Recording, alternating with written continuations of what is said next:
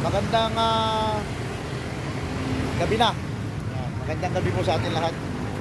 Dito tayo sa border control point ng Las Piñas City Police Station.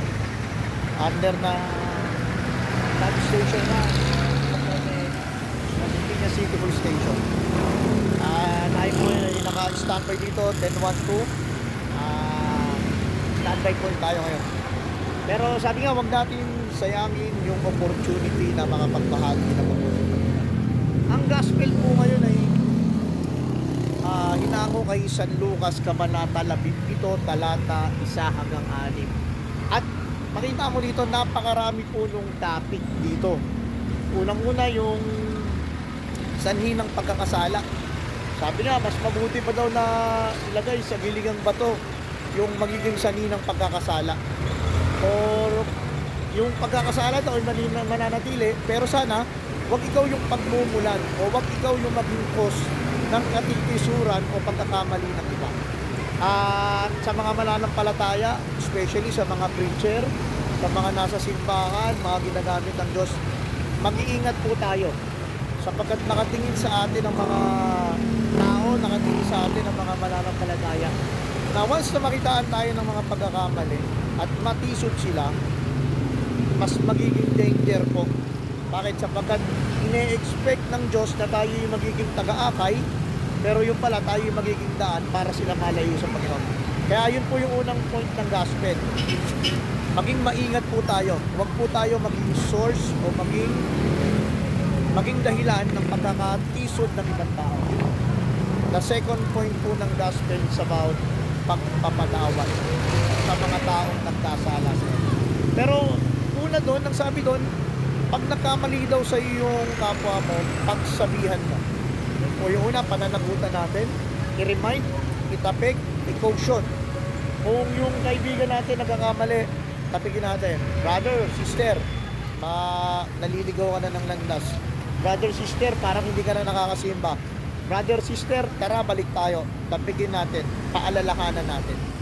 Tapos, sabi doon, kung after to natin pagsabihan, nagkamali pa rin, ito mabigat. Patawarin daw natin. At take note, ang pagpapatawad doon ay hindi lamang isang beses. Baka 7 beses ng 7. Kumbaga, unlimited na pagpapatawad. Ang tanong, Lord, kaya ba namin to? Kaya sumagot ang ating Panginoon, dagdagan nyo pa ang iyong pananampalataya. Ito yung magiging daan natin para patuloy at patuloy tayo magpatawad. Yung pananampalataya natin sa Diyos. Bakit? Sapagat sa pananampalataya natin, makikita natin kung gaano tayo mamahal, kung gaano tayo pinatawad, kung gaano tayo pinagpala ng Diyos. At doon natin makikita na despite pala ng mga pagkukulang sa atin ng tao, mas makita natin na mas malaki pala ang pagkukulang natin sa Diyos at sa ating kapwa. That's the second point. The third point po, ito yung gusto kong pagtingnan.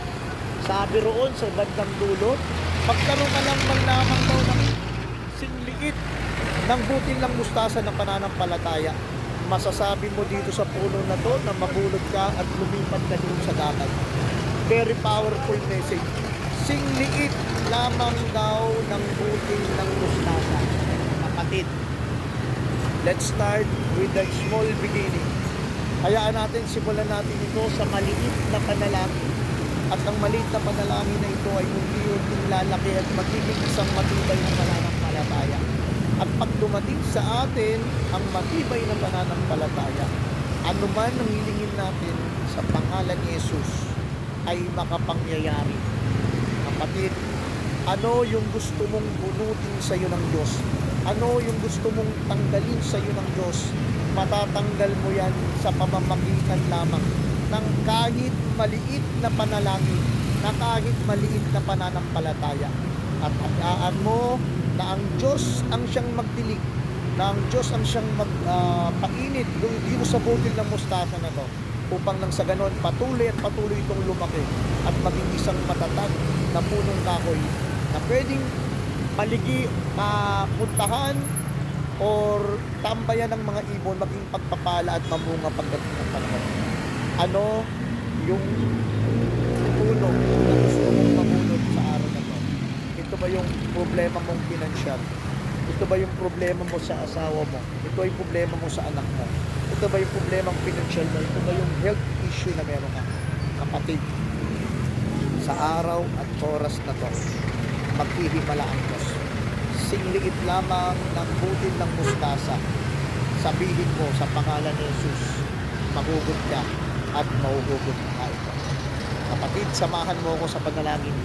Ikaw na may sakit, ikaw na nangangailangan ng pera, ikaw na may problema sa pamilya, ikaw na may problema sa trabaho, tayo na nangangailangan ng kalinga ng Panginoon, tayo na naghahanap ng pag-ibig, ng pananampalataya at patuloy na pag-asa.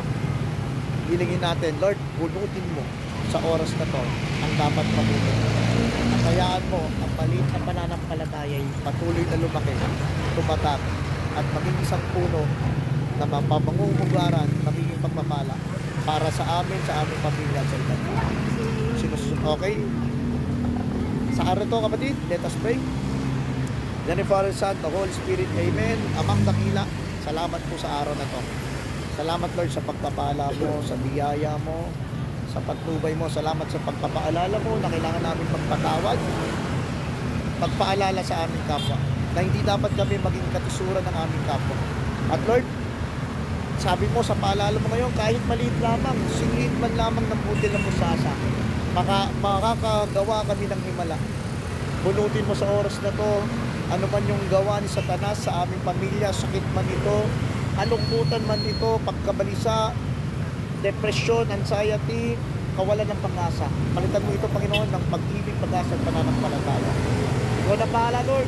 Surrender na namin. Palakasin at matatagin mo kami. We ask this in the mighty name of Jesus, who lives and reigns now and forever. Amen and amen. Okay.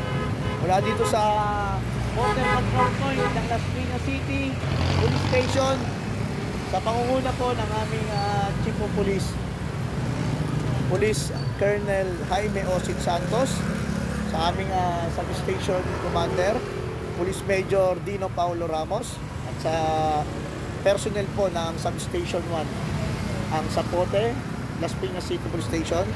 Brother Aldi Mons po, nagpapaalala ng sabi, just on the line, tawagan natin lagi ang salita ng Diyos. Bye-bye, love you all!